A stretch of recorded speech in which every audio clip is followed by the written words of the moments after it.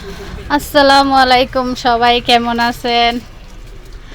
আমি আলহামদুলিল্লাহ ভালো আছি। বলতে আজকে আমার মসজিদে ইফতার দেওয়ার বন্ধক পড়ছে, কি আর করব। এখন বাচ্চার বাপে কালকে নামাজে গিয়ে বলে ফেলছে যে আমি কালকে খিচুড়ি দিমু।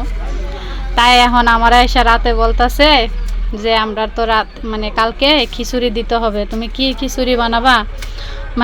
খিচুড়িটা পাতলাও হবে না, এতটা বোনা শুকনাও হবে না, এরকম একটা খিচুড়ি রান্না করবা। তখন আমি বললাম ঠিক আছে, এখন আমার তো রান্না করতেই হবে। তাহলে এখন ঈদের মার্কেটে দোকানের কাজ, এখানের কাজ আমি কিভাবে করব? যাই হোক, করতে তো হবে। এখন আপনি গাজর আনেন, পেঁপে আনলাম গাছ থেকে, আলু তো ঘরেই দোকানে, টমেটো আনাইলাম, কাঁচামরিচ আনাইলাম, গাজর আনাইলাম। যাই হোক, এগুলো আস্তে আস্তে আস্তে আস্তে একটা একটা কাজ করে করলাম। দুইটা মুরগি চুলাইলাম, চুলাইয়া টুকরা টুকরা করলাম, কইটা মুরগিগুলারে আগে রান্না করিয়া আমি আলাদা রাইখা দিছি। এইটা রেসিপিটা আপনি ডাল যখন খিচুড়িতে মিক্স করব শুধু তখনই দেখবেন, ওইটা যে আলাদা রান্না করছি ওইটা দেখাই নেই। যাই হোক, এখন আমি চালগুলারে ভাজতাছি। মুসুরি ডাল দিছি হইল 2 কেজি, আর হইল চিনি গুঁড়া চাল দিছি 3 কেজি, 4 কেজি, 3-4 কেজি এরকমই হবে দিলাম। দিয়ে 2 কেজি দিলাম মুসুরি ডাল। আর এই যে সয়াবিন তেলের পেঁয়াজ প্রথম ভাজা সাইরা আগে মুসুরি ডাল আর পোলার চালটা ভাজতাছি। একা একা কি আর করবো, এখন তো বুকরা কতক্ষণ পর পরে আগুনে চলে যায়। উনলা তো আগুনের নাইকা যায়, বুকরা পরে কাজ করাটা খুবই কষ্ট, কি আর বলবো। খুবই ভয় পাচ্ছিলাম যে বুকরা পরে আমি কাজ করতেছি, রান্না, আগুন চারিদিক দা বাতাস, বলতে প্রচুর বাতাস, আগুনও চারিদিক দা বাড়িতেছে, কিন্তু ভিডিওর মধ্যে আমার মেয়ে দেখাইতে পারতেছে না। জালটারে কমাইলাম, বাইর করে আস্তে আস্তে বাজি করতেছি। আর বুকরার রান্না খুবই বিরক্ত লাগছিল যে কতক্ষণ পর পর এই সাইডে আগুনের মধ্যে নিয়ে লাগে গেল, আমার কাপড়ে নিয়ে আগুন লাগলো, খুব ভয়ে ছিলাম।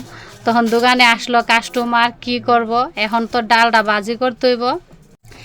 এখন দোকানে আসছে পাঞ্জাবি নিবে আর শাড়ি নিবে, এখন 2টা কাস্টমার তো উনি আর দিতে পারতেছে না। এখন আমারে বলতেছে তুমি যাও, আমি তোমার এটা নাড়া দিই। তখন আমার জামাইরে দিয়ে গেছি নাড়া দিতে, ঠিক আছে। তারপর তাড়াতাড়ি করে কাপড়গুলো বাইর করে আমিও চলে গেলাম, গিয়া যে আমার এটাকে আমি ধরি, নাইলে ও ঠিক করতে পারবে না। সবজিগুলা দিয়ে দিলাম, দিয়ে এখন মাংসটা দিয়ে দিলাম। জল দিয়ে মাংসটা আগের থেকে রান্না, এর জন্য চালটা ভাজি হয়ে গেছে গা, এখন খালি মাংসটা মিক্স করছি। পানি দিলাম, গরম পানি করে আলাদা রাখছি। এই যে দেখেন, কিন্তু রাঁধুনির চামচটা হয়েছে না, ঠিক আছে।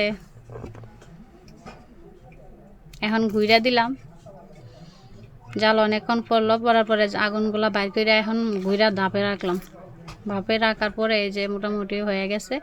এখন এই যে ইফতারের জন্য বাড়া শুরু করে দিলাম, কাউরে ভালো করে দিতেছে আর কাউরে পিলিটে দিতেছি, কি করবো। দোকানের অনেক টেনশন। সবাই বলবেন যে কেমন হয়েছে খিচুড়ি রান্নাটা, কিন্তু আমি ওরকম রাঁধুনি না, যতটুকু পারি আর কি, যথেষ্ট বলতে। কিন্তু 40-50 জনের রান্নার খিচুড়ি সেটা আমার কোনো ব্যাপার না, আমি রান্না করতে পারি। কিন্তু সবাই খায়া বলছে যে ভালো হয়েছে। ইফতারের পরে খবর পেলাম ভালো হয়েছে, সবাই বলছে। কিন্তু আপনারাও বলবেন যে খিচুড়ি কালারটা কেমন আসছে আর কেমন হবে, আর সবাই খায় আর কী বলবে সেই কমেন্টটা আপনারা করবেন।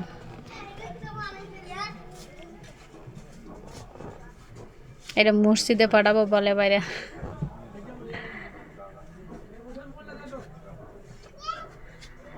খুব কষ্ট হয়েছে, সারাদিন রোজা রাইকা, তারপরে দোকানের কাজ কইরা, এই দোকানের পিছনেই কিন্তু এই পাহাড়ের গাঁথাটা করলাম, কইরা এই যে নিজেই কিন্তু গাঁথা করছি, নিজেই ইট লাগাইলাম।